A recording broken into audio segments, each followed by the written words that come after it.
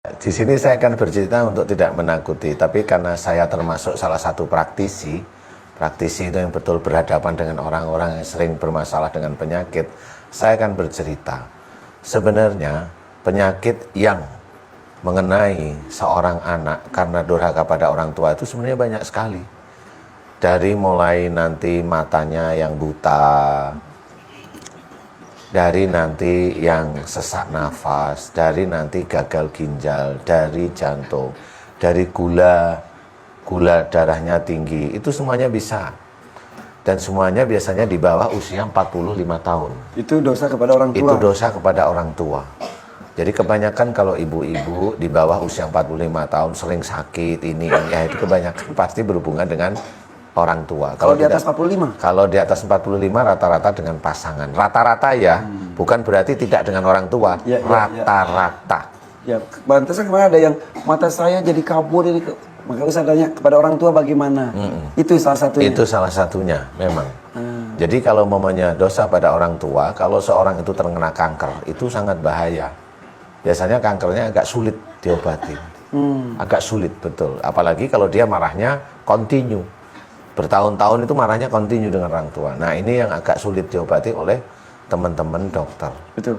Tapi kalau memang itu kankernya disebabkan karena marahnya dengan pasangannya, dengan suami, atau dengan istrinya, insya Allah kemungkinan besar 50-50, 50%. Itu dengan suami.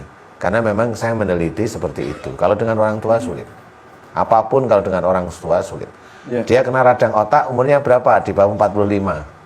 Saya hanya lihat orangnya, oh dia emosional, satu lagi, yang kedua adalah dia tidak bisa dinasihati. Orang ini bisa meninggal. Kalau saya melihat, bukan, ya ini prediksi aja, tetapi memang kenyataannya seperti itu. Orang ini kena apa? Kena kanker serviks. Lihat orangnya, orang ini susah dinasihatin. Umurnya masih 30-an.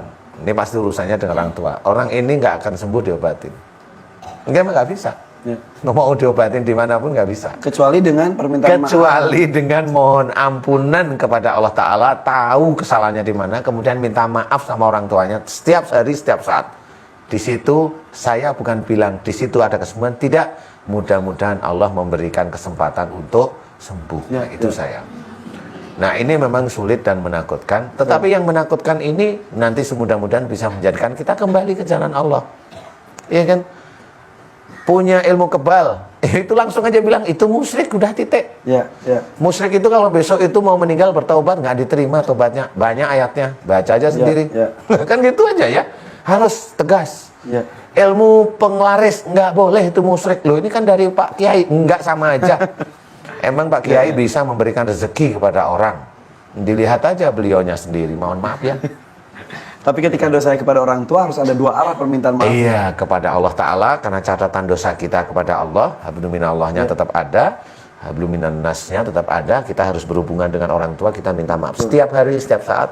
Mudah-mudahan dari ketulusan kita, mudah-mudahan tobat kita diterima oleh Allah, itu kuncinya. Bahkan ada kisah Nabi juga menyebutkan salah satu sahabatnya meninggal sangat sulit sekali, ternyata dia punya dosa kepada ibunya. Sampai akhirnya ibunya memaafkan dosanya, baru deh. Itu sama. Betapa ya. Sama, memang betul begitu.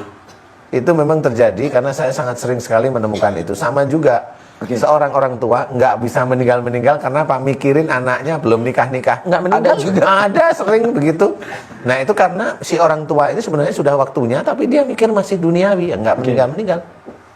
Nah, sekarang gini Ustaz, kalau anak dosa kepada orang tua harus mohon ampun kepada Allah dan juga meminta maaf dengan tulus kepada orang tuanya. Jika sebaliknya orang tua keburu berdoa atau bersumpah serapah kepada anaknya, keburu terucap, apa yang harus dilakukan oleh orang tua supaya dianulir gitu?